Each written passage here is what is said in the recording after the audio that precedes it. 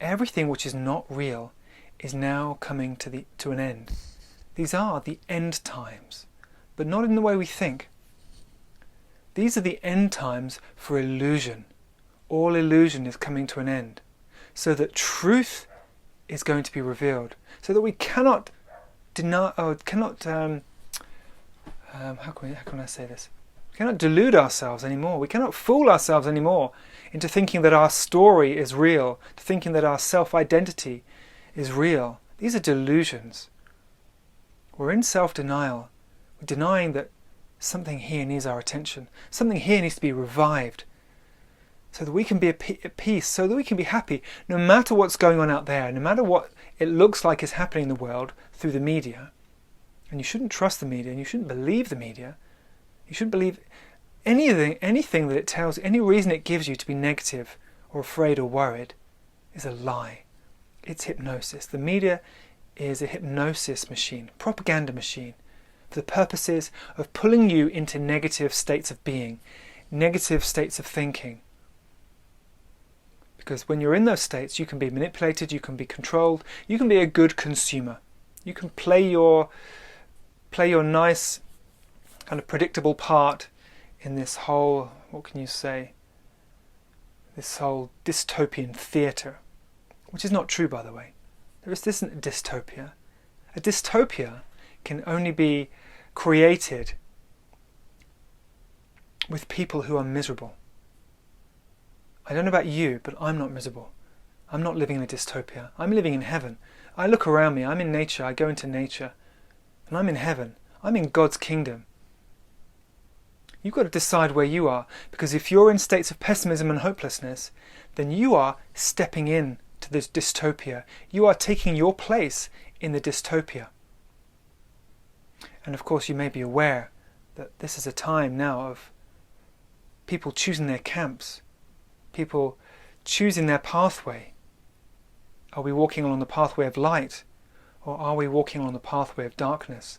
One way leads to doom, pessimism, dystopia, misery, pain and suffering, and the other path leads to illumination, to joy, to freedom, to truth. The path of darkness is a path of illusion, and we are the ones convincing ourselves that that path is true. We're consuming all this information from the media.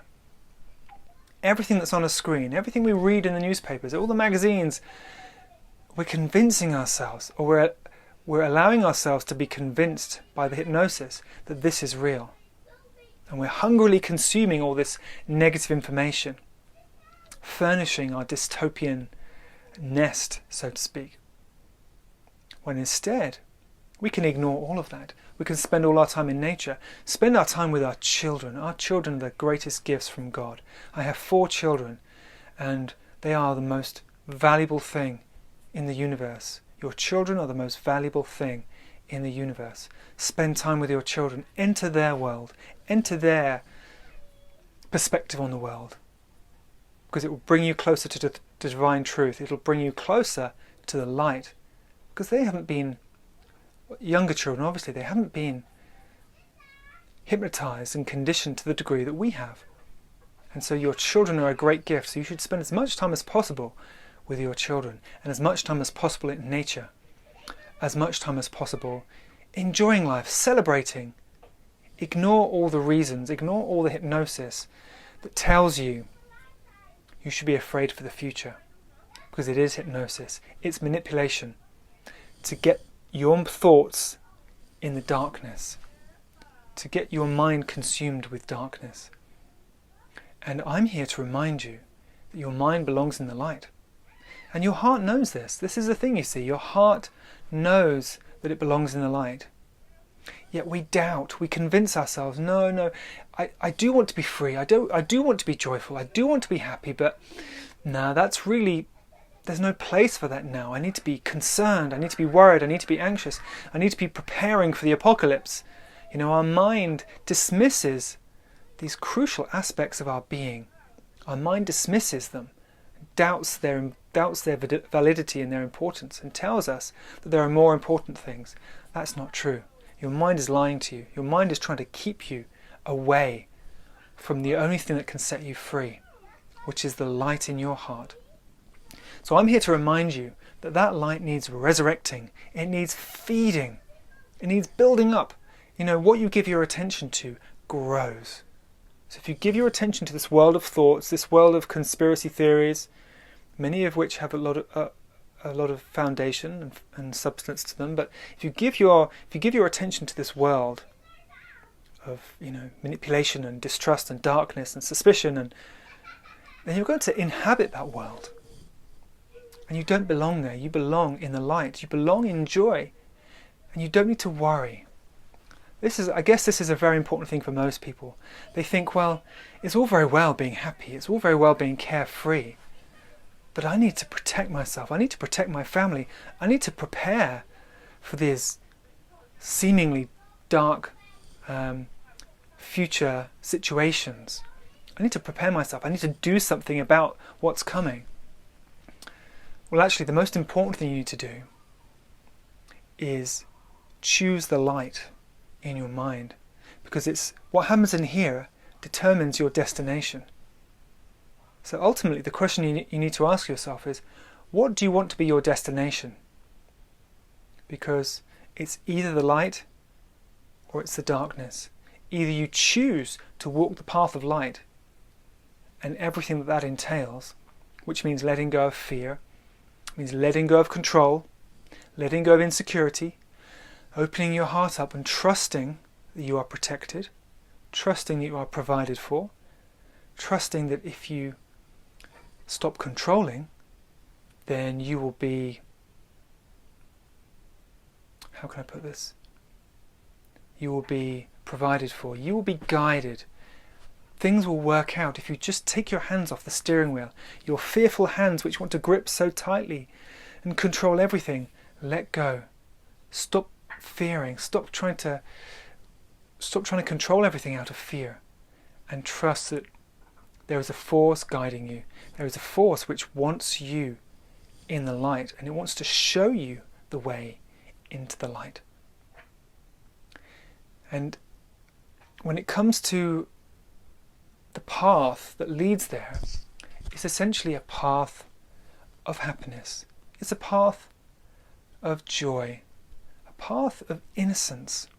You know, many times in the Bible, and often when we think about Jesus and we see pictures of Jesus, it's always, there's a very close relationship with children. Jesus loved children.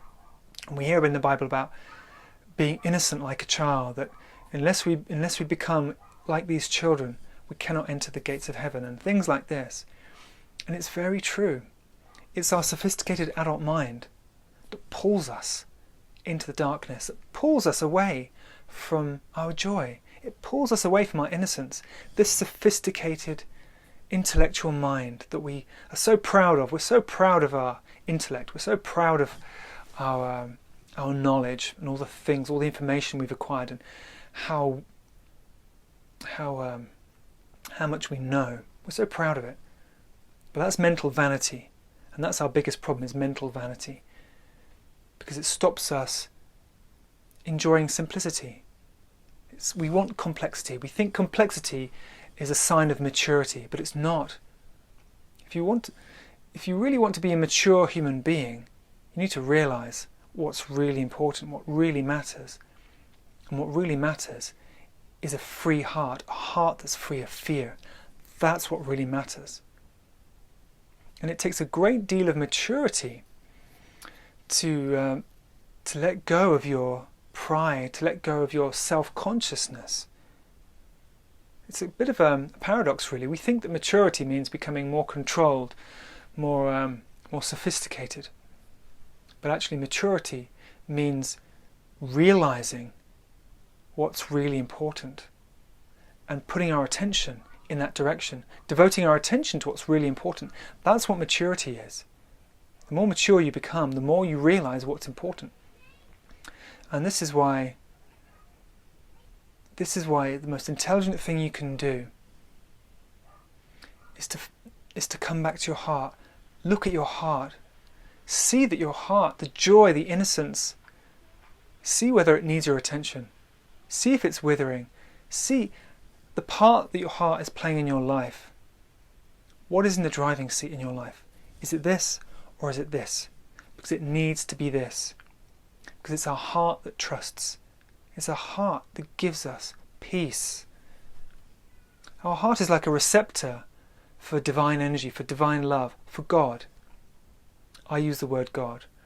You can use any word you like, but our heart is a receptor for the divine force of love, which wants to nourish us.